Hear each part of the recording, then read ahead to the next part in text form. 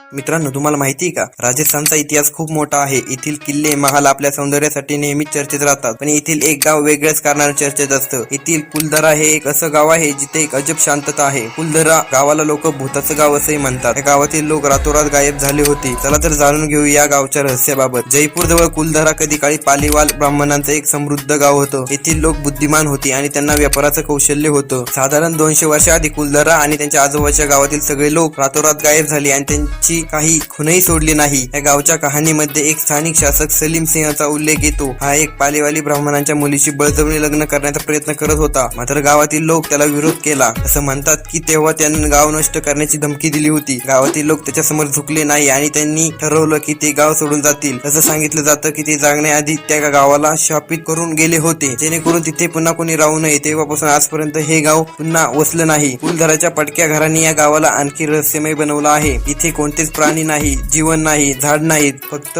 भयान शांतता. काही लोक दावा करतात की त्यांना इथे एक अजब ऊर्जा जाणवते, तर काही लोक म्हणतात की हवेत इथे काही आवाजही ऐकायला मिळतात. आश्चर्याची बाब म्हणजे इतक्या वर्षानंतरही येथील दगडाच्या संरचना सुरक्षित आहेत. अनेक लोक असेही मानतात की कुल धरणातील गायब झालेल्या लोकांची आत्मा अजूनही तिथे भटकते. काही लोक दावा करतात की रात्री इथं काही आवाज येतात. या गावाबाबत अनेक कथा प्रचलित असून इथे अनेक पर्यटक भेट देतात. येथील वास्तुकलेचं कौतुक करतात, तर काही लोक इथे वेगळा अनुभव घेण्यासाठी येतात. पण अजूनही या गावातील लोक कुठे गेले हे कोणाला समजू शकत